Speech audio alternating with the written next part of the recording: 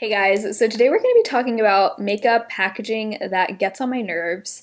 I want these brands to fix this, so just going to be a little bit of a rant. I usually am not a huge packaging snob. Like, sure, I like luxurious packaging as much as the next person, but sometimes I come across a product where even if the product inside is really good, the packaging takes away so much from the experience that it almost makes it not worth it. So we're going to talk about those today. I did one of these on my channel a long time ago, like years ago, so I figured we were due for an updated version. I definitely have some products in my collection right now that the packaging is really getting on my nerves. So let's go ahead and start with this Milk mascara. This is the new Milk Makeup Rise mascara. So first of all, I took off the outer rubbery packaging because I saw Lauren Mae Beauty do the same thing. It actually slides on and off really easily. I could put it back on. I guess I am right now.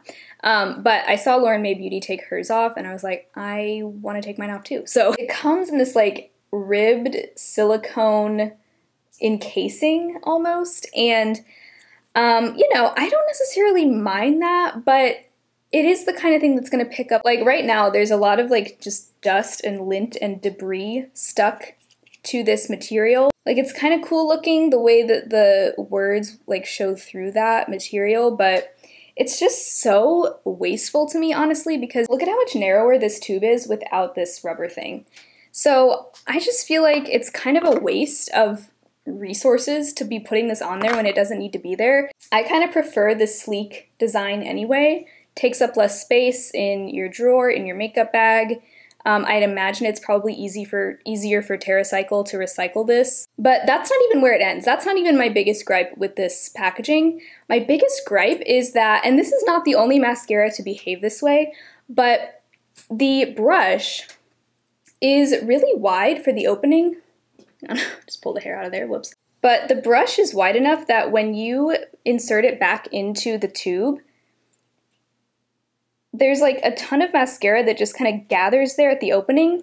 So every time I use this, I wipe off all of that excess product because this mascara is kind of flaky as it is. And it was even flaky like the very first time I used it. But I can only imagine that all of that mascara that's getting dried up around this opening here is just going to contribute to more and more and more flakiness. So I just find that so annoying, especially for, what is this, a $28 mascara? I just think that is inexcusable. And on top of that, I mean, we're just talking about packaging here, but the mascara itself is just not even that good. Like I mentioned, it does flake, and I've heard that from a lot of people who've tried this. On top of the packaging pet peeves of it, I just think that there are way better ways to spend your $28. Another really big letdown, this is the Flower Beauty Heatwave Bronzing Essence. It's a liquid bronzer. There's a lot of different ways you can use this. You can mix it in with your moisturizer to give it a little bit of a bronzy tint. You can mix it with your foundation. You can use it as a liquid bronzer, which is the main way that I've used it. But, oh my gosh. Case in point, look at this. I just unscrewed the cap. We have another messy cap situation here. And the reason for that is, oh my gosh, that is so, that's the first time that's happened. Look at this. There's more in there. You can see it dried up in there. Wow, I love how it just did that for the video. That's awesome. With this product, this comes in one of these nice glass dropper bottles, but unfortunately the dropper does not work. I guess this bronzer is just a little bit too thick to work well in a pipette like this, so when you squeeze the dropper to get product out, watch this. Okay, so it kind of worked that time, but 9 times out of 10, this dropper doesn't pick up any bronzer. Like, yeah, look, all right, watch this. Squeezing. Nothing's coming out. Nothing. Oh. Okay, there it is. But you see what I mean. It's too thick. And on top of that, this type of bottle just does not work because, first of all, look at all of the bronzer that is now gooped up around that opening there. And look at how disgusting that is. So I would have much preferred, even though it might not have looked as luxe, they should have just put this in a squeeze tube. That would have worked way better. Or maybe a pump bottle, but really, like, this packaging is just not working for me. And the bronzer itself, I'm really not that in love with. Like, it can go on kind of patchy.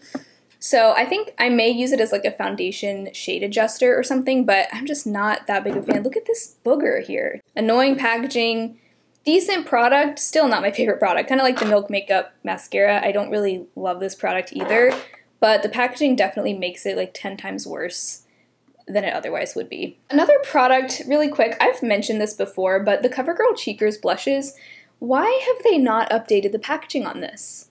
Actually, no, I take that back. They have updated the packaging on this before because it used to look like this. I'll put a picture on the screen of the way that the compact used to look. They definitely made it a little bit sleeker, a little bit more modern looking. They did rebrand and change their logo recently, like within the last 5 years or so. So they did update the packaging, but they kept it with this super narrow rectangular pan and this giant gaping spot where it comes with that pointless little throwaway brush that no one uses. This goes for any brand that puts those silly little throwaway brushes in there. Just stop. I don't think anyone's using them. It's not like, I could see maybe with little eyeshadow quads, the sponge tip applicators, I'm sure some people use those, but with these brushes, I mean, they don't do anything. Like, they are truly, like, not even usable. So I really, unless you're gonna start putting a better brush in there, just stop. It's such a waste. I'm sure pretty much everyone throws them away. I don't think anyone would complain if you took that out and just made this a round pan, or just filled up this entire compact with like this big of a rectangular pan. You don't even have to necessarily increase the amount of product that you're giving us. You could just put like a thinner layer of it, that would be fine, but it's so hard to fit a normal sized blush brush in here. Like, this is the EcoTools Precision Blush Brush. It's a very like standard, pretty small blush brush, but even this brush is too big for the pan. It's just silly to me, especially now that I've gotten pretty close to the sides of this. It's gonna get even harder to get anything out of there. I just find that very annoying, and honestly, even though this is a nice blush formula and it's so affordable, it makes me not really want to go back and buy any other shades of this in the future because it's a nuisance. Okay, so here's another one that annoys me. This is the Urban Decay Primer Potion. So when I first got this, before I opened it up, I assumed that this was just your regular old squeeze tube, but no, this actually has an applicator, which to me just doesn't really make any sense for an eyeshadow primer. I think a long time ago this used to come in like a hard plastic tube that wasn't squeezable, and I think a lot of people were complaining about like not being able to get everything out of the tube once they were done with it, which is fair, and I think that's why they ended up putting in a squeeze tube. But even still, you can't really get everything out of here as easily with this applicator. Like, I'm getting pretty close to the end of this, and I'm usually hardly able to get much product out with the applicator, so I end up having to squeeze it up anyway. And there's a ton that actually comes up that I could squeeze out if I wanted to. I usually just squeeze it up and then stick the applicator in and get it out, but that's just so much more work than if this were just a regular old squeeze tube. Then I'd be able to actually squeeze everything out of there. See, I'm afraid that if I just use this like I would a normal squeeze tube, it's going to get really messy around there and I'm going to end up wasting product. Whereas if it just had like a narrow little opening like the Milani eyeshadow primer or like the Ulta Beauty eyeshadow primers, that packaging just makes sense to me for an eyeshadow primer. So yeah, I don't understand why they're doing this applicator. I feel like it would just be much better off without that. And like I normally do, I usually do like to cut open the tubes of products like this, but I can just tell that there's still so much product in there that if I cut it open and like decanted it into something else or just left it in there and like put it back together, it would dry up before I was able to use everything up. So I just don't understand why they're doing that. And while we're on the topic of Urban Decay, this is their new All-Nighter Vitamin C setting spray. So first thing I don't really like about the All-Nighter setting spray packaging is that it has two lids. So it has this bigger lid and then another lid, and I just don't like having to keep up with two lids. Like, just give me one. I know that's a small complaint, and that's not that big of a deal, but this setting spray, the nozzle of this is so weird to me, and I think I must have gotten a dud, because I do have other Urban Decay setting sprays. I actually have the Chill setting spray, which is in the same packaging.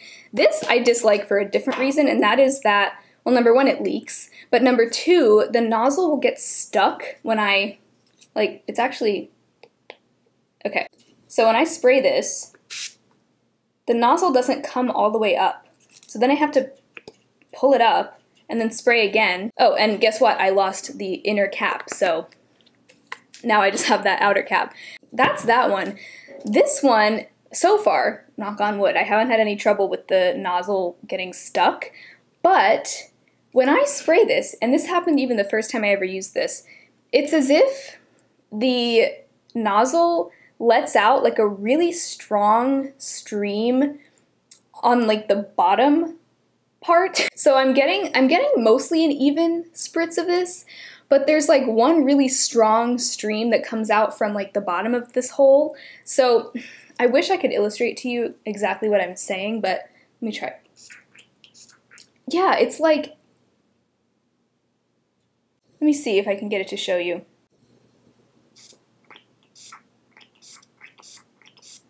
There's just something not quite right about it. It's almost like the sprayer is kind of weak, or like there's something blocking it, but this, like I said, this happened even the first time I ever used it, so it's not like there was a chance for things to get like backed up in there. Long story short, it just gives me a very uneven spritz.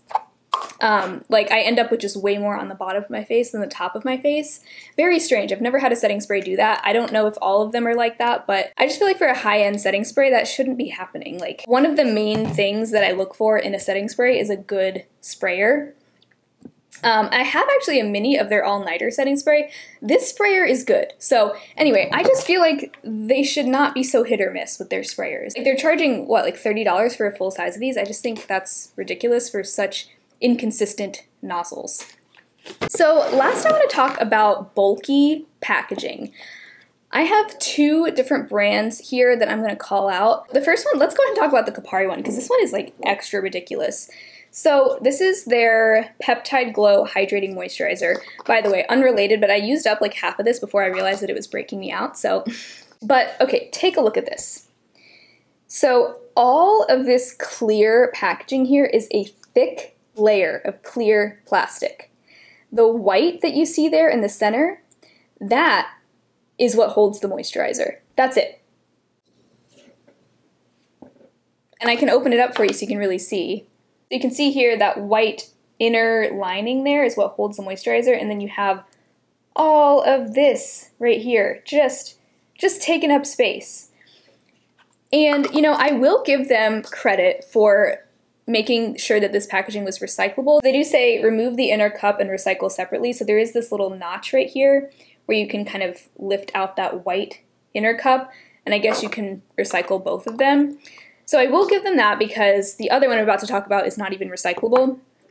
But at the same time, first of all, as we've learned over the past few years, apparently only 8% of plastic actually gets recycled, so you kind of have to wonder how much of the plastic that we're putting into our recycle bins actually ends up getting recycled, you know? Kind of makes me wonder. I mean, it's very hard to escape using plastic in beauty products, of course, but brands could make a huge difference. They could cut down the plastic that is used in this jar by like probably at least 50% if they would just make it a little bit more compact. I mean, I'm sure like this looks very luxe and high-end and pretty, whatever, but I'm sure you could still make this look sleek and luxe without using this much plastic. I don't know, that's just my opinion, but I don't understand. I don't understand why we're still doing this.